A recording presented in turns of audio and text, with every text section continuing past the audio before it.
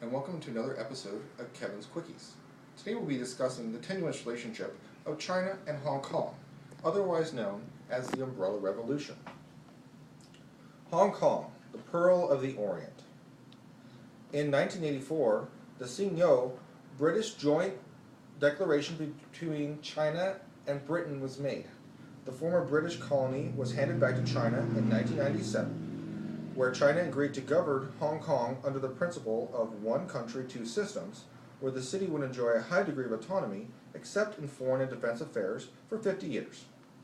As a result, Hong Kong has its own legal system, which follows the basic law that states the ultimate aim is to elect the chief executive by universal suffrage.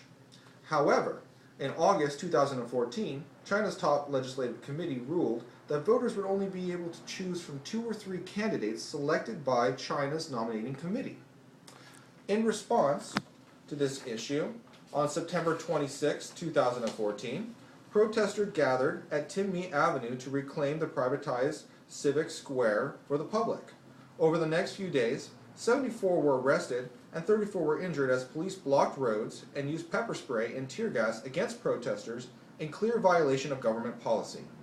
Due to these violations, protesters gathered in the streets, swelling up to 100,000 individuals.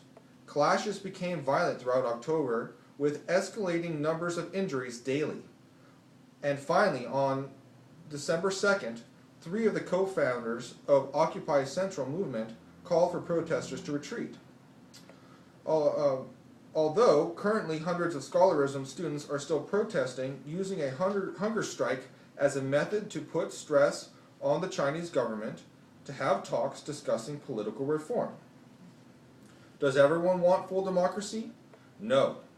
Beijing groups such as Silent Majority for Hong Kong and Carrying Hong Kong Power have emerged criticizing pro-democracy activists for endangering the city. These groups have organized several protests against Occupy Central and the pro-democracy movement. Business leaders who favor stability have also opposed pro-democracy protests, and a recent study by the Hong Kong University showed more Hong Kong residents viewed China as positive than negative. What does China say?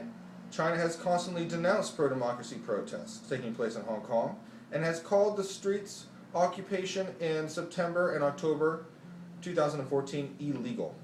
China has constantly stressed that unity is the way forward for the country as it grapples with demands for greater autonomy in Tibet and other regions. Li Fei, the Deputy Secretary General of the Nation's People Congress Standing Committee, said that openly nominating candidates would create a chaotic society, and that any chief executive must love the country. In the end, hopefully, this situation will end peacefully, however, and Hong Kong will find its voice. Thank you again for watching another episode of Kevin's Quickies. Have a good day.